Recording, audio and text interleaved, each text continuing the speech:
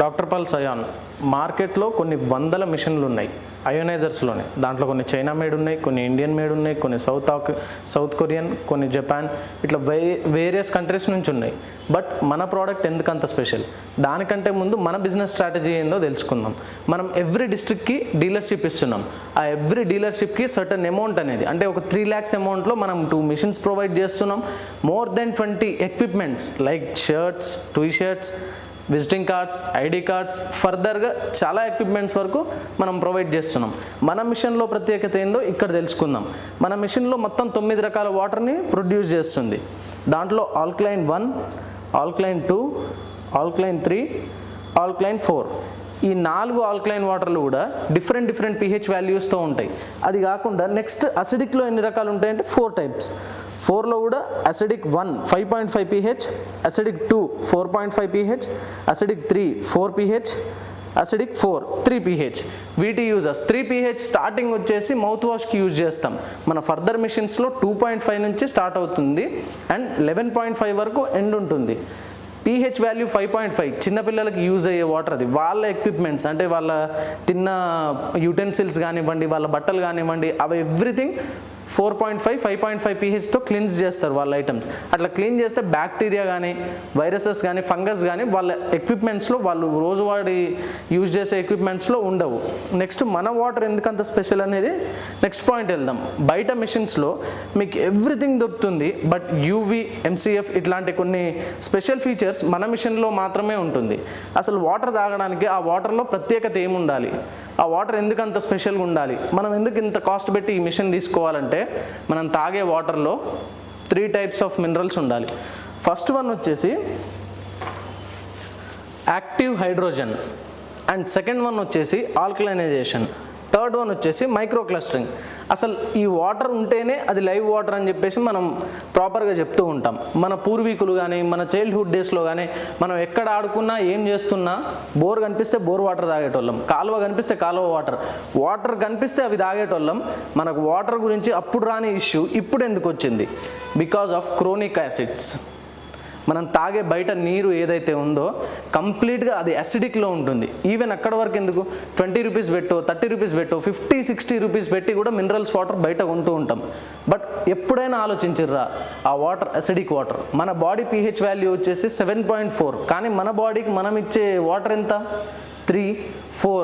ఎంత పెద్ద బ్రాండ్ అయినా కానివ్వండి, దాని వాల్యూ వచ్చేసి 4 to 5 ఉంటుంది pH. సో మీరు తాగేది acidic water. I strongly warn you, మీరు ఖచ్చితంగా అసిడిక్ వాటర్ తాగుతున్నారు, ప్లీజ్ అవాయిడ్ దట్.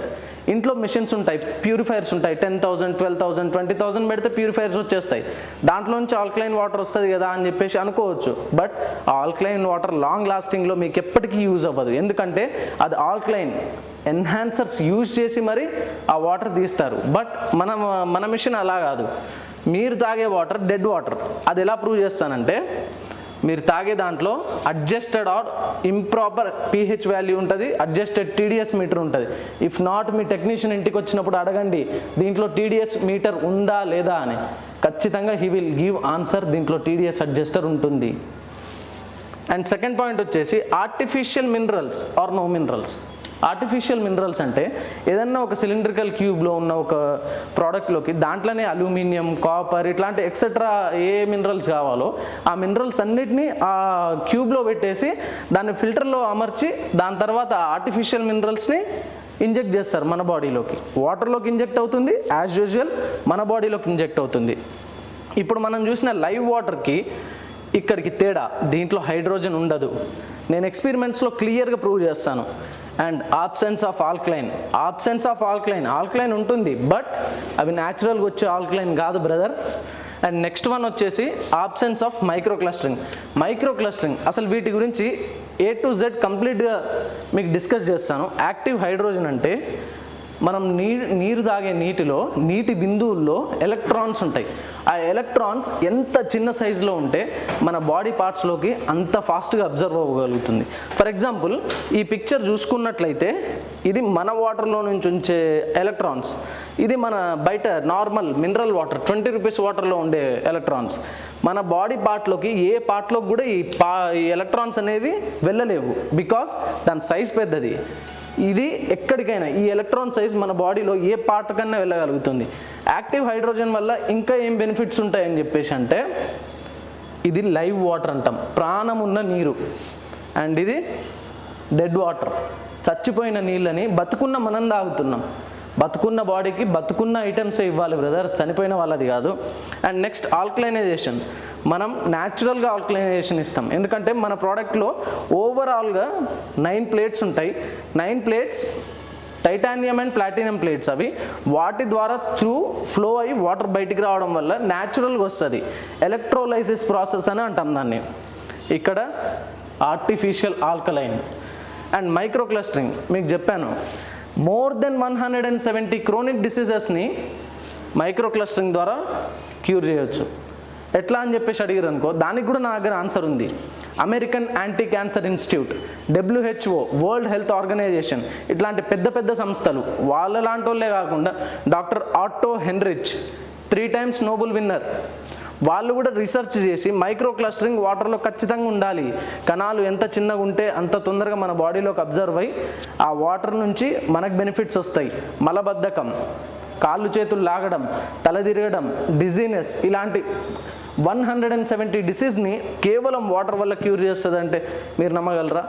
అక్కడ వరకు ఎందుకు, ఇవాళ రేపు పుట్టిన పిల్లల్లో జాండీస్ మ్యాండేటరీ, వాళ్ళు పుట్టిన వెంటనే వాళ్ళని ఐస్ ట్యూబ్లో వేసేస్తున్నారు. కానీ అసలు జాండీస్ అనేది పరిచయం లేని వ్యాధి.